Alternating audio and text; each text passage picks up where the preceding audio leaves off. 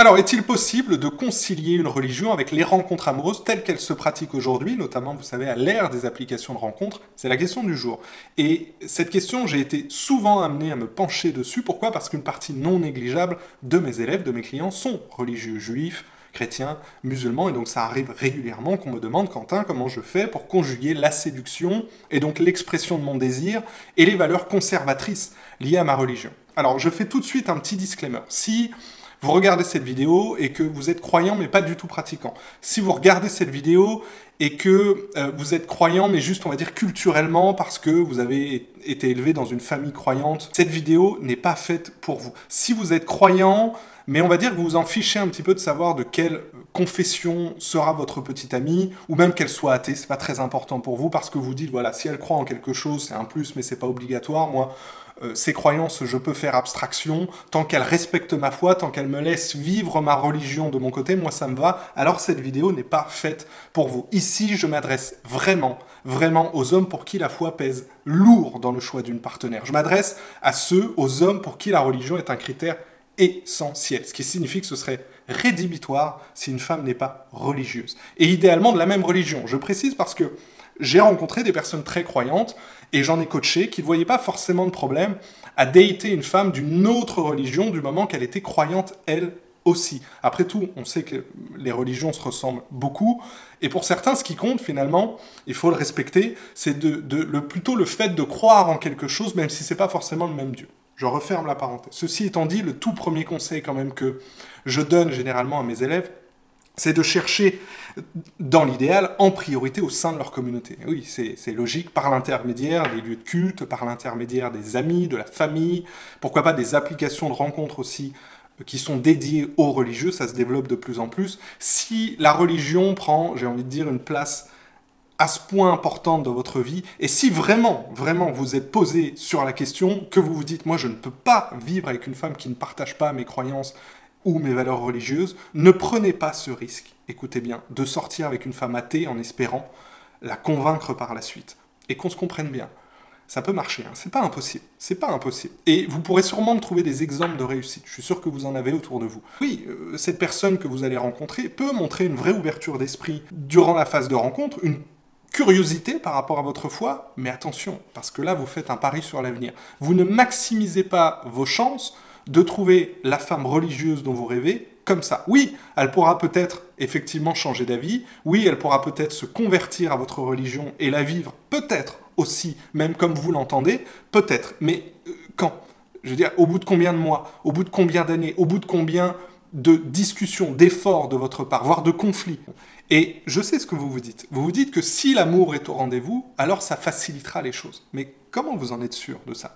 Au contraire, moi je pense que tomber amoureux d'une femme athée, alors que vous saviez dès le départ vouloir une femme croyante, c'est possible. Déjà c'est possible, l'amour ça ne prévient pas toujours, mais ça va rendre forcément les choses beaucoup plus compliquées dans la relation par la suite. Je vous rappelle messieurs, c'est très important, je le répète tous les jours à mes élèves, qu'on ne date pas le potentiel des femmes. On ne date pas le potentiel des femmes. Si vous n'êtes pas compatible avec une femme à l'instant T, au moment où vous la rencontrez, il y a de fortes chances que ça ne fonctionne pas entre vous. Il faut arrêter avec cette illusion du changement.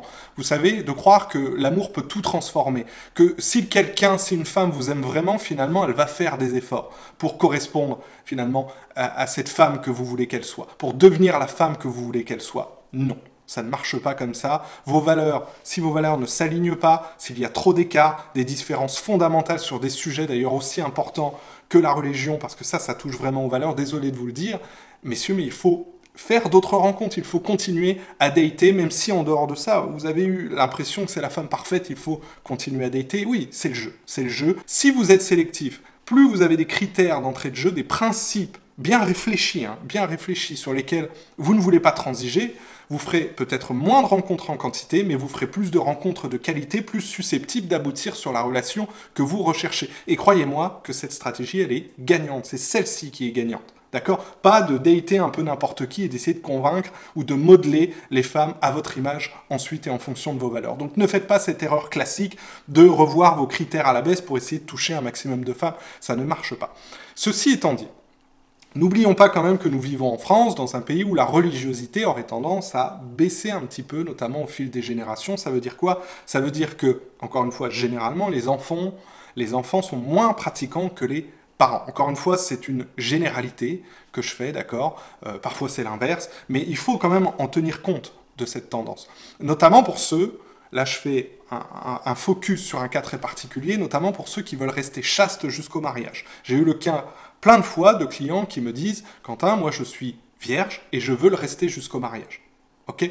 Et là, je parle des hommes qui sont vierges, pas ceux qui ne le sont pas et qui demandent à sortir avec une fille chaste. D'accord? Là, il y a un deux poids, deux mesures, il y a une petite injustice qui, moi, me gêne un petit peu. Voilà. Donc, je parle bien des hommes qui me disent « Quentin, je suis vierge, je veux le rester jusqu'au mariage et je veux surtout trouver une femme qui me ressemble, comme moi. » D'accord? Et ce cas de figure, il est intéressant, il pose plein de questions. D'abord, est-ce que c'est possible? Et c'est ce que je vous disais tout à l'heure. De moins en moins de femmes et d'hommes acceptent aujourd'hui d'attendre aussi longtemps jusqu'au mariage, quand bien même ils sont très croyants. Dans la religion, enfin, on le sait, il y a des degrés, la pratique varie beaucoup, beaucoup selon les gens, et j'ai l'impression que l'aspect de la sexualité est un point qui a quand même beaucoup, beaucoup évolué avec le temps. Qui plus est, je pense qu'on ne s'imagine pas à quel point, passé la trentaine, un homme comme une femme, qui n'est, on va dire, ni moche, ni idiote, ni bizarre, à quel point ça lui en a coûté de devoir résister aussi longtemps à la tentation. Et le coût, vraiment, c'est un coût qui se mesure en résistance psychologique, relationnelle, parce qu'un corps, ça vit aussi, hein, surtout pour les hommes. Je veux dire, le corps de l'homme, il est plein de testostérone, à partir de l'âge de, je sais pas, 15-16 ans, et il faut être capable de résister jusqu'à, je sais pas, 28, 29, 30 ans, à toutes ces stimulations externes, toutes ces tentations auxquelles le corps est confronté de nos jours depuis depuis l'adolescence. Et qu'on a des potes en plus qui nous poussent, vous savez, à croquer un petit peu le fruit défendu, justement parce qu'ils ne vivent pas leur religion de la même façon.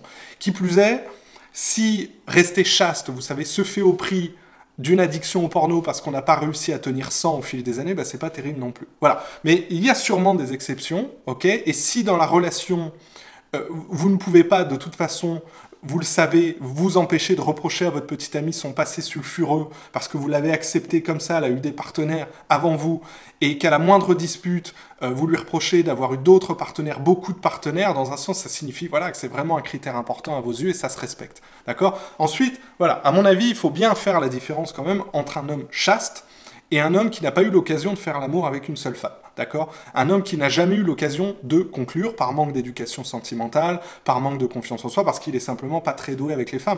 Les femmes font assez bien la différence entre les deux, et je vous le dis, les femmes ne veulent pas du deuxième. Les femmes ne veulent pas de cet homme dont aucune femme ne veut, précisément parce qu'il doit être très maladroit, il peut être un petit peu bizarre, etc. Il n'est pas doué. D'accord? Subir son célibat à 30 ans sans jamais avoir eu une relation sexuelle, je vous le dis, j'en ai tous les jours au téléphone, il y a généralement des problématiques de fond à gérer. Ouais, j'ai déjà fait des vidéos sur le sujet. En conclusion, je crois réellement qu'il est possible qu'un homme puisse rester chaste, vierge, passer 25-30 ans et trouver une fille qui est dans la même situation.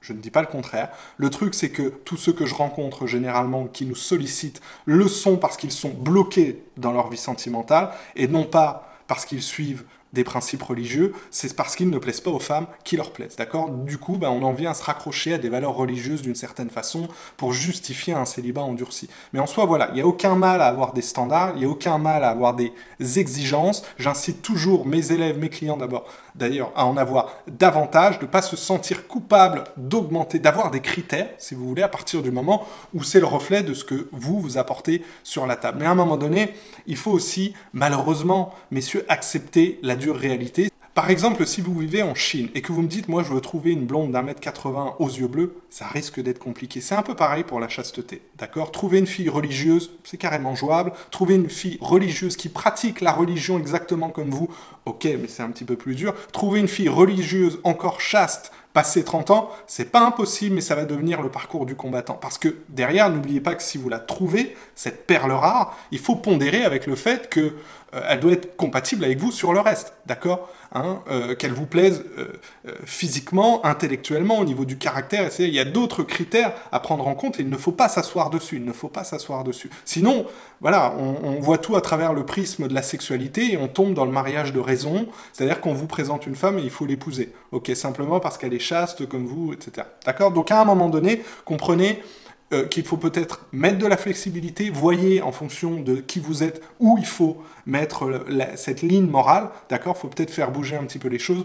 Il ne s'agit pas forcément d'un choix par défaut que vous allez faire si vous faites bouger cette ligne morale, justement. Par exemple, très bien faire la différence entre une femme qui a eu quelques partenaires et une femme qui, couche avec tout ce qui bouge. Okay, c'est juste comprendre qu'en matière de rencontre, on ne peut pas toujours avoir le pack complet.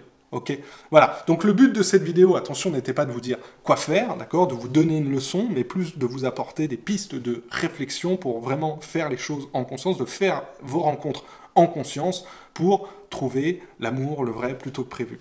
Voilà, j'espère que cette vidéo vous a plu, mettez un pouce, un commentaire si ça vous fait réagir. Sachez que vous pouvez aller regarder tout de suite ma formation gratuite pour comprendre comment nous aidons nos élèves à attirer justement la femme parfaite sans jouer un rôle de dragueur, sans changer leur personnalité. Le lien est dans la description de la vidéo. Ciao!